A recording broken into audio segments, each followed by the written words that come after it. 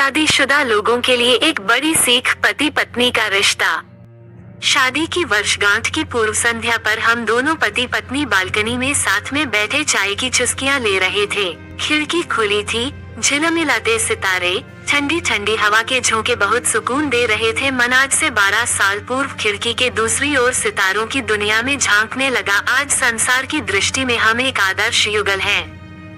प्रेम भी बहुत है अब हम दोनों में, लेकिन कुछ समय पहले या कहिए कुछ साल पहले ऐसा नहीं था। उस समय तो ऐसा प्रतीत हो रहा था कि संबंधों पर समय की धूल जम रही है। मुकदमा 2 साल तक चला था। तब आखिर पति पत्नी के तलाक का मुकदमा था। तलाक के केस की वजह बहुत ही मामूली सी बातें थीं। इन मामूली सी बातों को बड़ा चढ़ाकर बड़ी घटना में नंद ने बदल दिया। नीलेश ने आव देखा न ताव जड़ दिए 2 थप्पड़ मुझसे ये अपमान नहीं सहा गया। ये मेरे आत्मसम्मान के खिलाफ था। वैसे भी शादी के बाद से ही हमारा रिश्ता सिर्फ पति पत्नी का ही था। उस घर की मैं सिर्फ जरूरत थी। सास को मेरे आने पर अपनी सत्ता हिलती लगी थी, इसलिए रोज एक नया बखेड़ा। नीलेश को मुझसे ज्यादा अपने परिवार पर विश्वास था और उनका परिवार उनकी माँ तथा एक बहन थी। मौका मिलते ही मैं अपने बेटे को लेकर अपने घर चली गई। मुझे इस तरह देखकर माता पिता सकते में आ गए। मुझे बहुत समझाने की कोशिश की, पर मैंने तो अलग होने का मन बना लिया था। मेरी जिद के आगे घुटने टेक दिए। दोनों ओर से अदालत में केस दर्ज कर दिए गए। वे चाहते तो मामले को रफा दफा भी किया जा सकता था, पर नीलेश ने इसे अपनी तौहीन समझी। उनके रिश्तेदारों ने मामले को और पेचीदा बना दिया, न सिर्फ पेचीदा बल्कि संगीन। सब रिश्तेदारों ने इसे खानदान की नाक कटना कहा। ये भी कहा कि ऐसी औरत पतिव्रता नहीं होती। इसे घर में रखना अपने शरीर में मियादी बुखार पालते रहने जैसा है। बुरी बातें चक्रवृद्धि ब्याज की तरह बढ़ती है, सो उनकी तरफ खूब आरोप उछाले गए। ऐसा लगता था जैसे उस पक्ष के लोग कोई खेल खेल रहे हैं।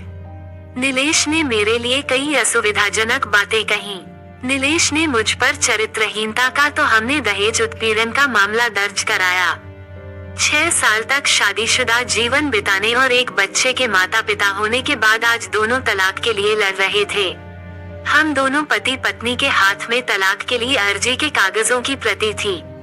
दोनों चुप थे, दोनों शांत, दोनों निर्विकार। मुकदमा 2 साल तक चला था। 2 साल तक हम पति पत्नी अलग रहे थे और इन 2 साल में बहुत कुछ झेला था। मैंने नौकरी ढूंढ ली थी, बेटे का दाखिला एक अच्छे स्कूल में करा दिया था। सबसे बड़ी बात, हम दोनों में से ही किसी ने भी अपने बच्चे की मनस्थिति नहीं पड़ी। बेटा हमारे अलग होने के फैसले से खुश नहीं था, पर सब कुछ उसकी आंखों के सामने हुआ था तो वह चुप था। मुकदमे की सुनवाई पर दोनों को आना होता। दोनों एक दूसरे को देखते जैसे चकमक पत्थर आपस में रगड़ खा गए हों। दोनों गुस्से में होते, दोनों में बदले की भावना का आवेश होता। दोनों के साथ रिश्तेदार होते जिनकी हमदर्दी में जरा जरा विस्फोटक पदार्थ भी छुपा होता। जब हम पति पत्नी कोर्ट में दाखिल होते तो एक दूसरे को देखकर मुंह फेर लेते, जैसे जानबूझकर एक दूसरे की उपेक्षा कर रहे हों। वकील और रिश्तेदार अक्सर उनके साथ होते। दोनों पक्ष के वकीलों द्वारा अच्छा खासा सबक सिखाया जाता कि हमें क्या कहना है। हम दोनों वही कहते।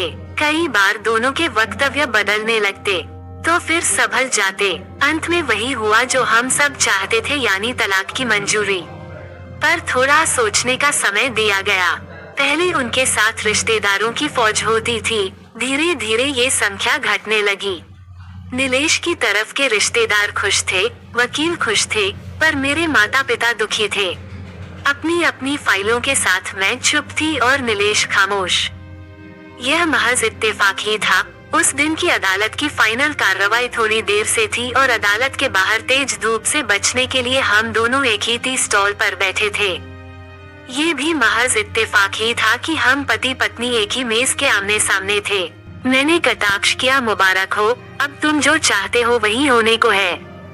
नीलेश बोला, तुम्हें भी बधाई, तुम भी तो यही चाह रही थी, मुझसे अलग होकर अब जीत जाओगी। मुझसे रहा नहीं गया और मैं बोली, तलाक का फैसला क्या जीत का प्रतीक होता है? नीलेश बोला तुम बताओ, पर मैंने जवाब नहीं दिया। मैं चुपचाप बैठी रही और बोली, तुमने मुझे चरित्रहीन कहा था। अच्छा हुआ अब तुम्हारा चरित्रहीन स्त्री से पीछा छूटा। नीलेश वो मेरी गलती थी, मुझे ऐसा नहीं कहना चाहिए था। मैंने बहुत मानसिक तनाव झेला है। मेरी आवाज सपाट थी, न दुख न गुस्सा।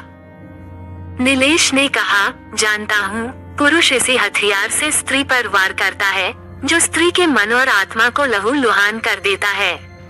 तुम बहुत उज्जवल हो, मुझे तुम्हारे बारे में ऐसी गंदी बात नहीं करनी चाहिए थी। मुझे बेहद अफसोस है। मैं चुप रही। नीलेश को एक बार देखा। कुछ पल चुप रहने के बाद उसने गहरी सांस ली। कहा, तुमने भी तो मुझे दहेज का लोभी कहा था। गलत कहा था। नीलेश की ओर देखते हुए बोली। कुछ देर और चुप रही, फिर बोली, मैं कोई और आरोप लगाती लेकिन मैं नहीं। प्लास्टिक के कप में चाय आ गई। मैंने चाय उठाई। चाय जरा सी छलकी।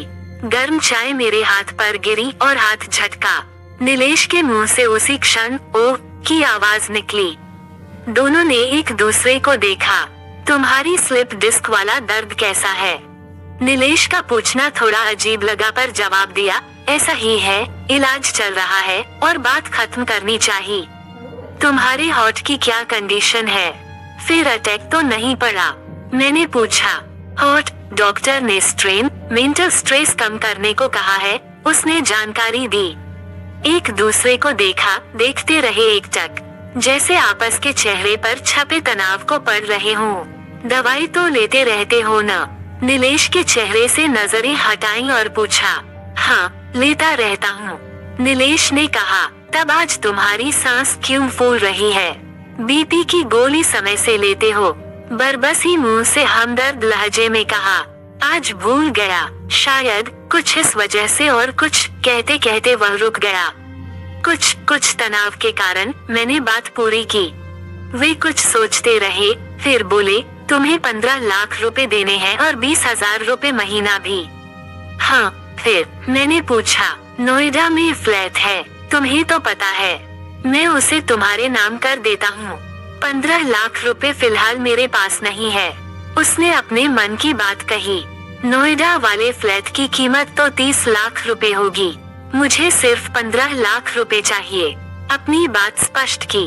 बेटा बड़ा होगा, 100 खर्च होते हैं। वे बोले, वो तो तुम 20,000 रुपए महीना मुझे देते रहोगे? मैं बोली, हाँ जरूर दूंगा। 15 लाख अगर तुम्हारे पास नहीं है तो मुझे मत देना, उससे कहा। मेरी आवाज में पुराने संबंधों की गर्द थी। वे मेरा चेहरा देखते रहे। नीलेश को देख रही थी और सोच रही थी, कितना सरल स्वभाव का है इनका, जो कभी मेरे थे। कितना अच्छे हैं। मैं ही शायद कहीं समझने में। शायद नीलेश भी यही सोच रहा था। दूसरों की बीमारी की कौन परवाह करता है? ये करती थी परवाह, कभी जाहिर भी नहीं होने देती थी। कितनी संवेदना थी इसमें। मैं अपनी क्रोध के नशे में रहा। काश जो मैं इसके जज्बे को समझ पाता। हम दोनों चुप थे, बेहद चुप। दुनिया भर की आवाजों से मुक्त होकर खामोश। दोनों भीगी आंखों से एक दूसरे को देखते रहे। मुझे एक बात कहनी है, उसकी आवाज में झिझक थी। कहो, मैंने सजल आंखों से उसे देखा। डरता हूँ, नीलेश ने कहा। डरो मत, हो सकता है तुम्हारी बात मेरे मन की बात हो। तुम बहुत याद आती रही, वे बोले। तुम भी? मैं एकदम बोली, मैं तुम्हें अब भी प्रेम करता हूँ। मैं भी, तुरंत मैंने भी कहा। दोनों की आंखें कुछ ज्यादा ही सजल हो गई थीं। दोनों की आवाज जज्बाती और चेहरे मासूम। क्या हम दोनों जीवन को नया मोड़ नहीं दे सकते? नीलेश ने पूछा। कौन सा मोड़? पूछी बैठी। मुझे माफ कर दो, मैं गलत था, सच कह रही थी तुम। मैंने कभी भी तुम्हारी इच्छाओं को नहीं समझा। मैं तुम्हारा गुनाहगार हूँ। तुम्हारी इच्छाओं का गला घोंटा है मैंने। उनके इस भोलेपन ने मुझे एक पल में पिघला दिया। खुद को रोक न सकी और उनकी बाहों में समा गई। उनकी आंखों से झरते आंसुओं से मेरा माथा गीला हो गया था। अब हम हमेशा साथ रहेंगे, एक साथ पति पत्नी नहीं बल्कि बहुत अच्छे दोस्त बनकर। ये पेपर, ये अर्जी? मैंने पूछा। फाड़ देते हैं, नीलेश ने कहा और अपने हाथ से तलाक के कागजात फाड़ दिए। हम दोनों उठ खड़े हुए। एक दूसरे के हाथ में हाथ डालकर मुस्कुराए। दोनों पक्षों के वकील हैरान परेशान थे। दोनों पति पत्नी हाथ में हाथ डाले घर की तरफ चले गए। सबसे पहले हम दोनों मेरे घर आए, माता पिता से आशीर्वाद लिया। आज उनके चेहरे पर एक संतुष्टि की रेखा थी।